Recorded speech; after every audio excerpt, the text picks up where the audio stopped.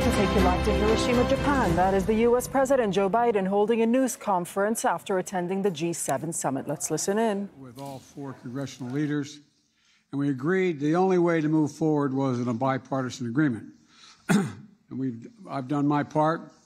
We put forward a proposal that cuts spending by more than $1 trillion, on top of the nearly $3 trillion in deficit reduction that I previously proposed through the combination of spending cuts and new revenues. Now it's time for the other side to move from their extreme positions, because much of what they've already proposed is simply, quite frankly, unacceptable. And so let me be clear. I'm not going to agree to a deal that protects, for example, a $30 billion tax break for the oil industry, which made $200 billion last year. They don't need an incentive of another $30 billion, while putting health care of 21 million Americans at risk by going after Medicaid. I'm not going to agree to a deal that protects $200 billion in excess payments for pharmaceutical industries and refusing to count that, while cutting over 100,000 school teachers and assistance jobs, 30,000 law enforcement officers, jobs cut across the entire United States of America. I'm not going to agree to a deal that protects wealthy tax cheats and crypto traders while putting food assistance at risk for nearly 1 million Americans. And it's time for Republicans to accept that there is no bipartisan deal to be made solely on their partisan terms. They have to move as well. All 4 congressional leaders agree with me that default is not, let me say it again, default is not an option. And I expect each of these leaders, to live up to that commitment. America has never defaulted on our debt, and it never will. The Speaker and I will be talking later on the plane as we head back, because it's 5 or 6, 7 o'clock in the morning there, and our teams are going to continue working. Now, we've had a packed few days here in Hiroshima, and I think with very productive and important meetings at the G7 summit. We also held the Quad meeting here in Hiroshima rather than Australia, and important bilateral discussions with Prime Minister Kishida of Japan, Prime Minister Albanese of Australia, and President Zelenskyy of Ukraine, as well as the Prime Minister of India. This is my 3rd trip to the Indo-Pacific as president, and I look forward to rescheduling my stops in Papua New Guinea and Australia later. I've spoken with the Prime Minister of Papua New Guinea, and Secretary Blinken is traveling there to meet with the Pacific Island partners at that moment. And I'm also going to be hosting, and I've spoken with the Prime Minister, hosting the leaders of the Pacific Island Forum in Washington this fall, because I've been unable to make it to Papua New Guinea. And Prime Minister Albanese, we're going to have a state visit later this year. And I also want to thank President Kishida for his outstanding, it's not hyperbole, his outstanding leadership of the G7 this year, as well as Mrs. Kishida and the entire Japanese government for the hospitality they've shown to Jill, myself, and our whole team. Being in this city and visiting the memorial on Friday was a powerful reminder of the devastating reality of nuclear war and our shared responsibility to never cease our efforts to build for peace.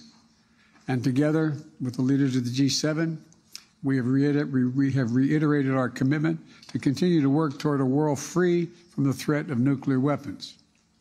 Over the past few days have showcased the unity of purpose among the G7. It's a very different organization than it was 5, 7, 10 years ago, because we're addressing the challenges that matter most to the world. We're united in our efforts to strengthen global health security. And yesterday I announced that the United States plans to contribute another $250 million to the pandemic fund at the World Bank to make sure the world is better prepared to prevent, detect, and respond to future pandemics.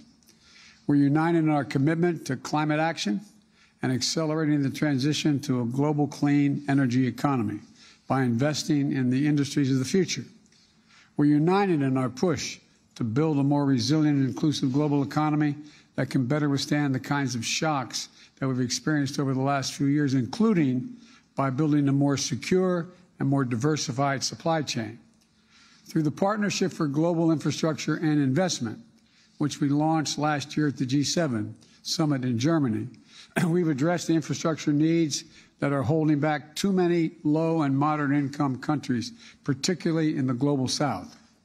The United States has already mobilized more than $30 billion in PGII projects around the globe, a significant step toward our collective pledge of the G7 to mobilize $600 billion in investment by 2027.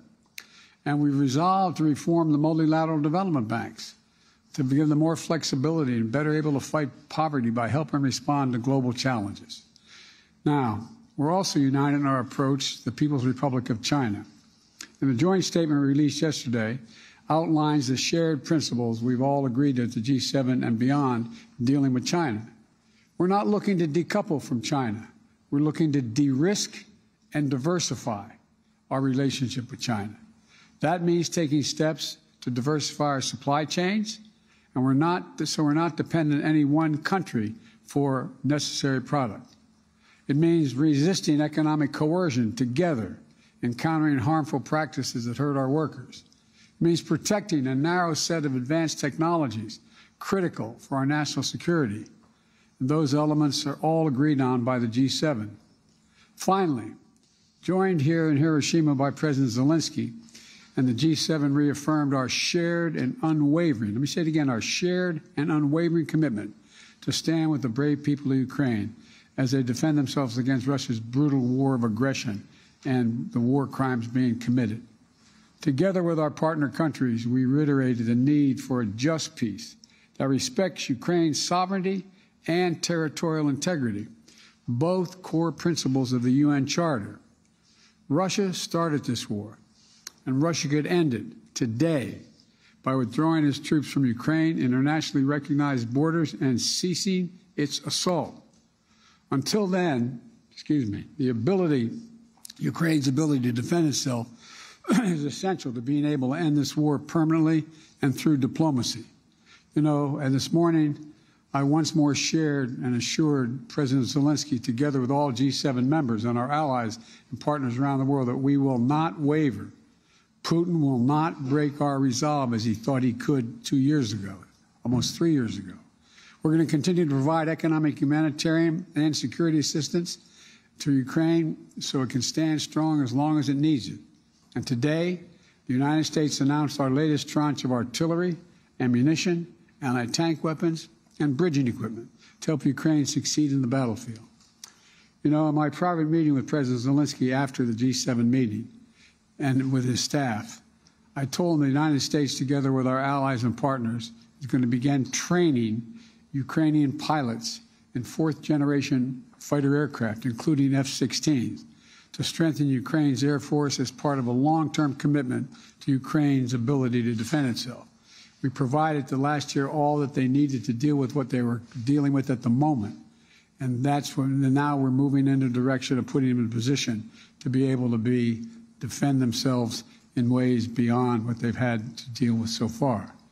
The past few days have once more underscored how important America's global leadership is. Presumptuous thing for an American president to say, but I think you'll find if you ask any of our colleagues, it's true. The security and prosperity of the American people are substantially increased by working in concert with our closest allies and partners to build a future of greater economic strength and resilience and a world that is more peaceful and stable.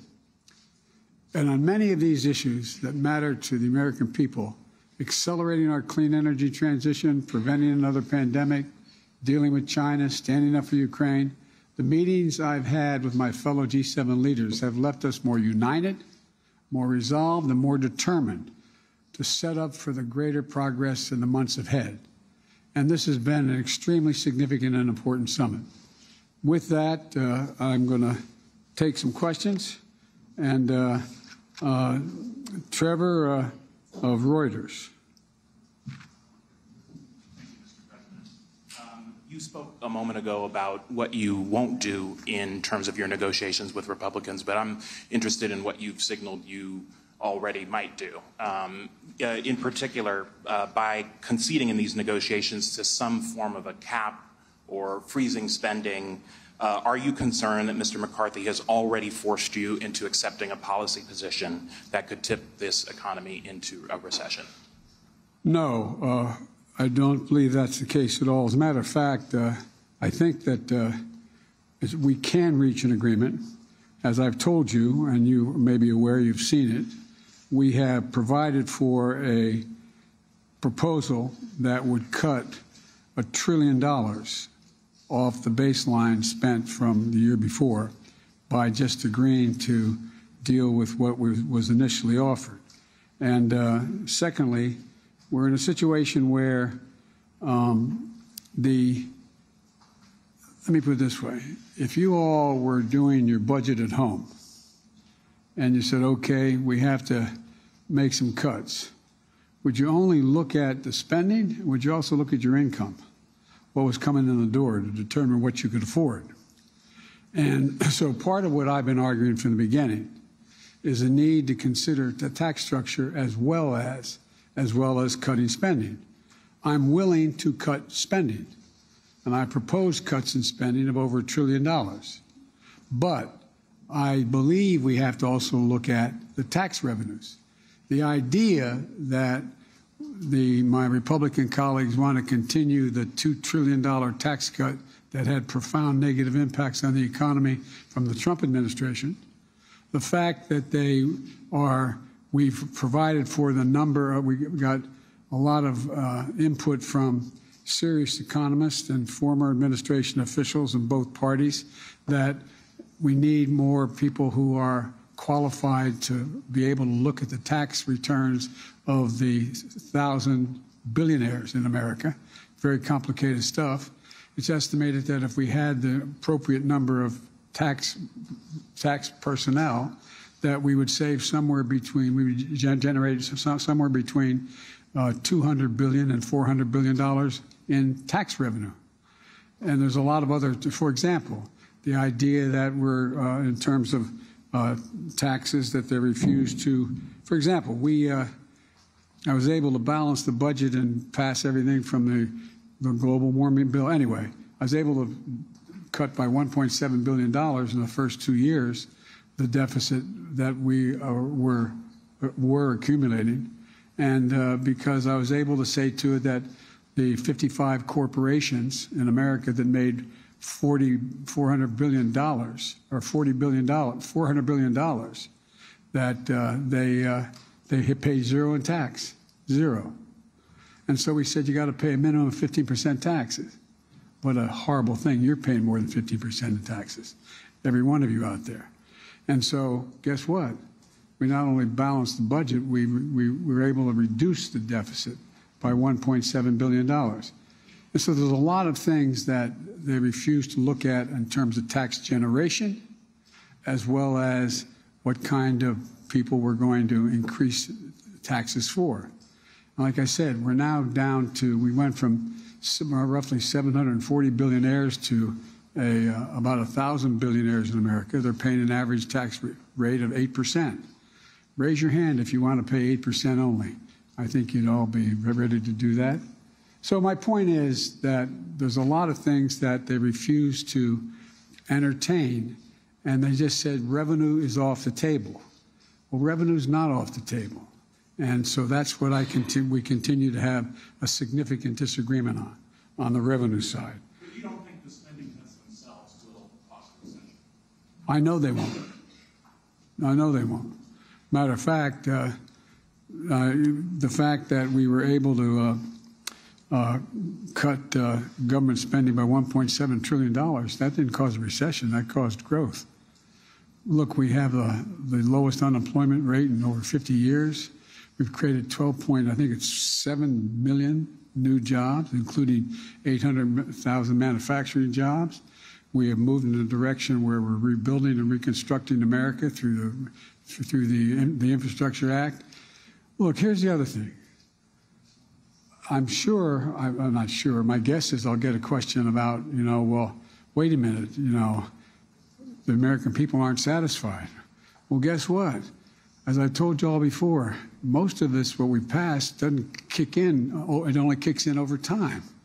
And so the fact is, for example, that if you're in a situation where I'll give you the one example that I've used, everybody understands the easiest, is insulin. Well, I decided that we were going to be in a position where we were not going to continue to pay the highest drug prices in the world. And that's what we do, by the way. Same manufacturer of a drug in the United States, selling it here in Japan, selling it in Tokyo, or selling it in Berlin, or selling it around the world. They pay a lot less than we pay at home. So we said a simple proposition. Let's take a look at how much it costs to make the product. And I'm not going to ask you to show of hands like I do in a town meeting, but if I usually ask how many people know somebody who has type 1 or type 2 diabetes, and almost at least half the audience raises their hand.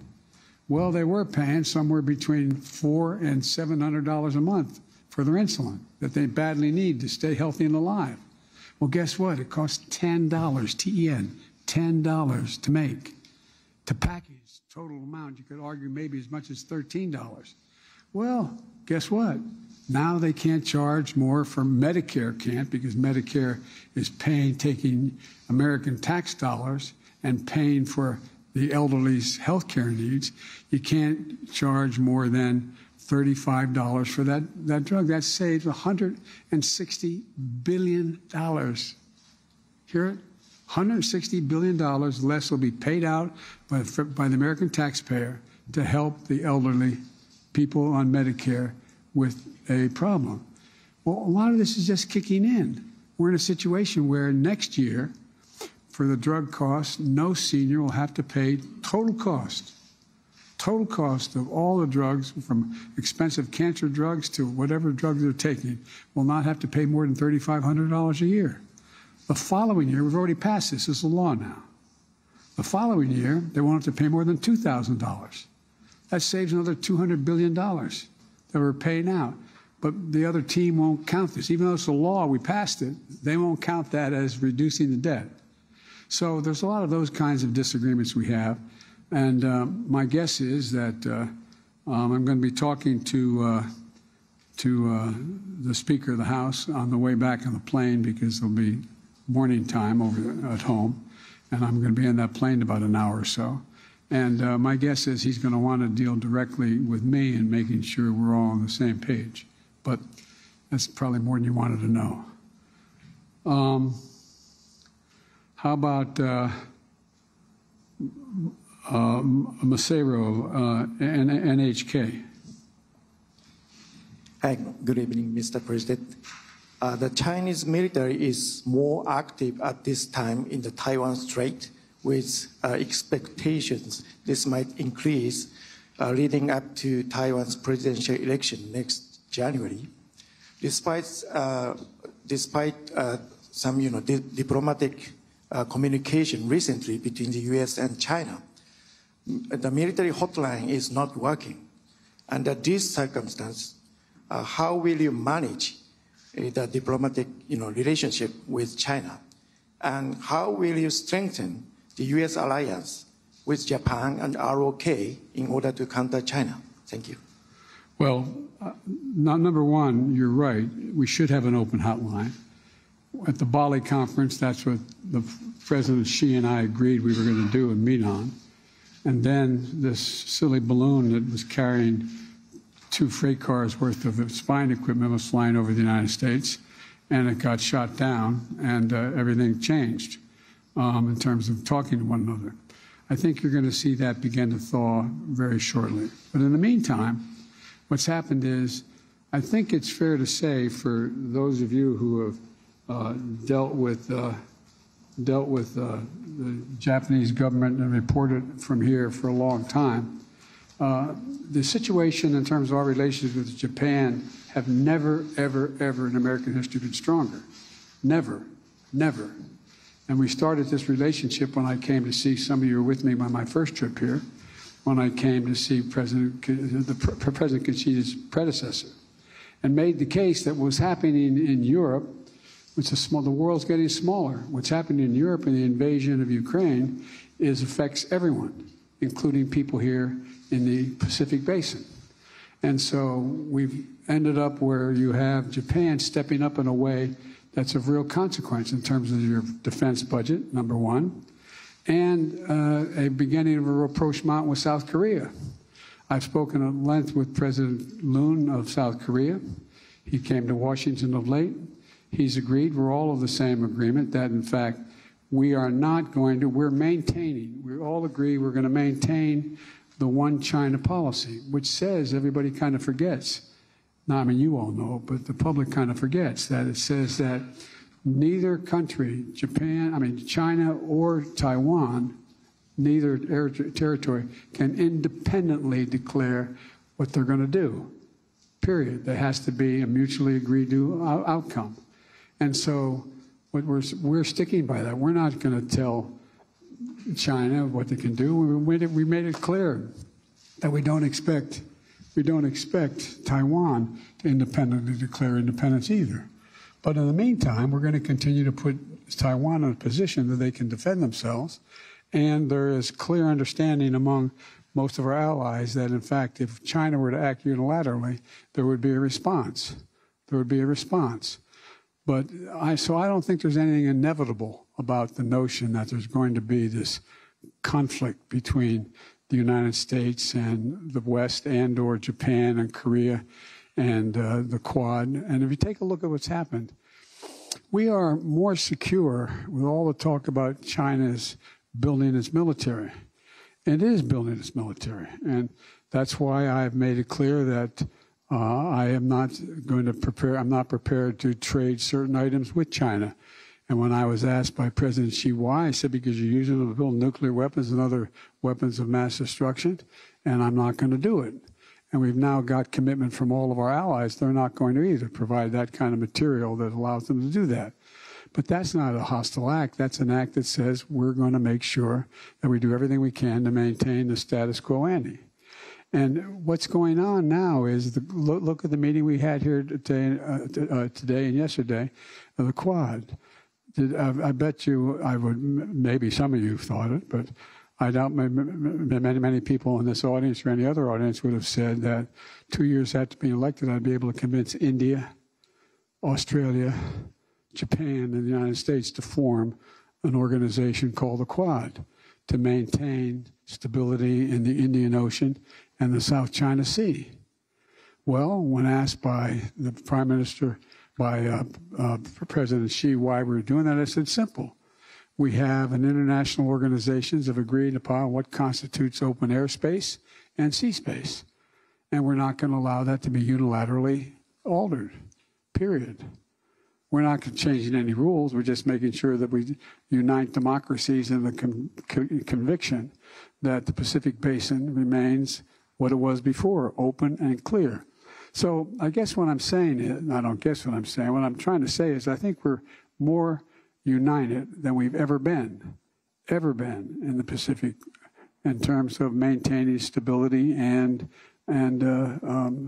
maintaining a sense of security.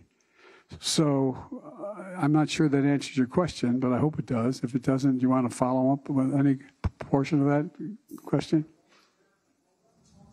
Well, you're watching Al Jazeera. That's the U.S. President Joe Biden. He's speaking in Hiroshima in Japan on the sidelines of the G7 summit, speaking to reporters there. What he said is that the meetings of the G7 have been productive.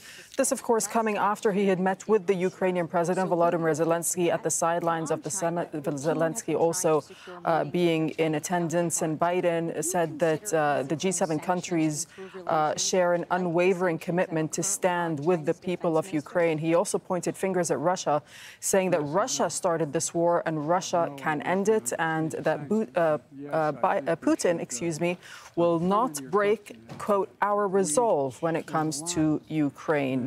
Let's bring in Rob McBride. He was listening in to that press conference, joining us as well from Hiroshima in Japan. So, Rob, I mean, a large part of that press conference was spent addressing sort of U.S. domestic issues by the President Biden. But when it came to the G7 meetings and Ukraine, which has dominated the agenda there, he was keen to show that all members are united when it comes to their support and commitment.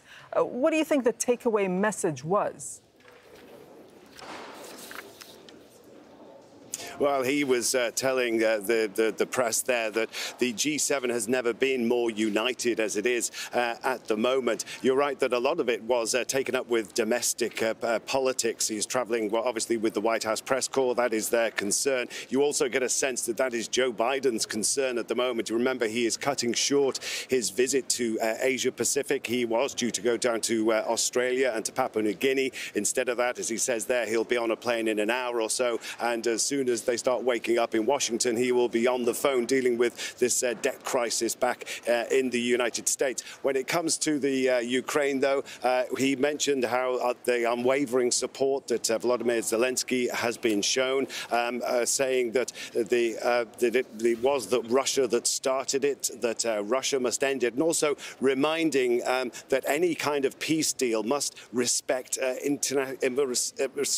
the sovereignty of a country, the integrity of a country. That seems to be a sideways swipe at China, because their peace plan controversially calls for a ceasefire, but without Russia first giving up any of its territory. And then finally, just in hard dollar terms, he talked about the latest tranche of material that's going to be sent to Ukraine, about the ammunition, and also crucially about the training of F-16 pilots. The United States has given permission finally for Ukraine to get F-16 planes from some other European countries, other NATO allies, not necessarily the US, but did talk about the giving permission and also being involved in the training. And then also when it comes to Ukraine, talking about the importance of US leadership, he says, in having this coalition and bringing countries together to challenge Russia and its invasion of Ukraine. Okay, Rob, thank you so much. That's our Rob McBride joining us from Hiroshima in Japan. We'll continue this conversation with Vyacheslav Matuzov, who's a former Russian diplomat. He's joining us from Moscow via Skype for reaction. Thanks for joining us on Al Jazeera, first of all. So what's your reaction to what the U.S. President Joe Biden has just said at the press conference, really showing that there's a whole lot of diplomatic backing for Ukraine by all G7 members? And also, I'm sure you're aware, earlier on, he had unveiled a $375 million military aid package to Ukraine. How will Moscow be looking at this? It is not for the first time we are hearing a united position of not only G7, but all Western world united under chairmanship of the United States.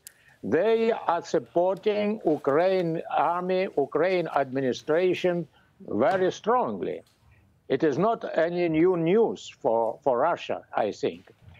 The military assistance, military equipment that were sent to Ukraine army, they are not respond to any peaceful efforts were made by some European countries, Asian countries, and Arabian even countries too.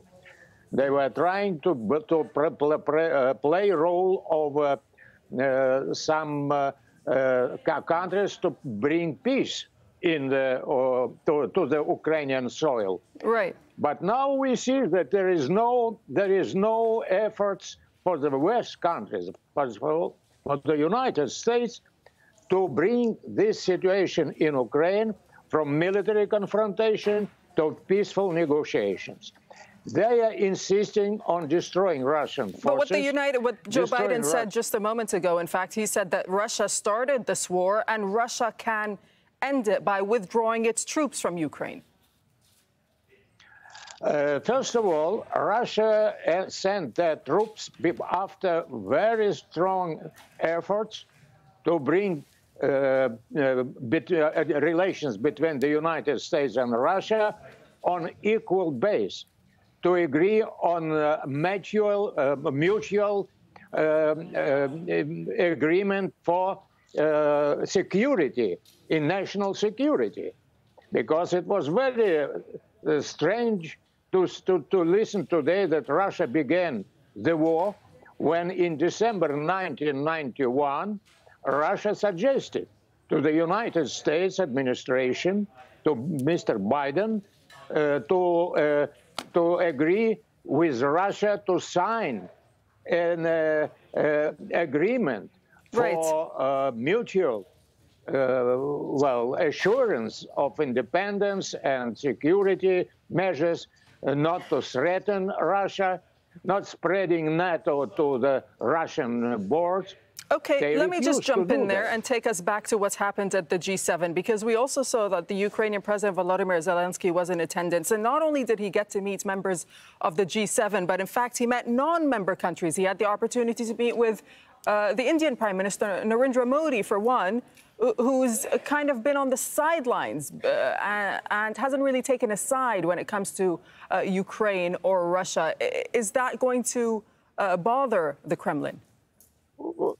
Well, you know, Mr. Modi, who is presented on G7 in Hiroshima, of course, but we remember that Russia has very strong relations in economical ties with India.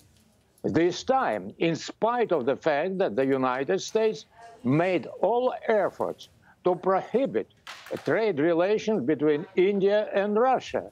India doesn't obey American orders. That's why India support also the tendency, the ideas in the framework of BRICS country. BRICS country, India is one of the main participants, main members of this organization. Right. So I can say that there is no united opinion of all countries to what is going on European continent. Okay, we'll have to leave it there. We thank you so much. My apologies, but we'll have to cross back to Hiroshima and listen in to the Ukrainian President Volodymyr Zelenskyy, who's holding a news conference right now after attending the G7 summit. Let's listen in.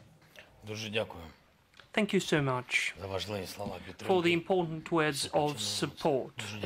Thank you so much.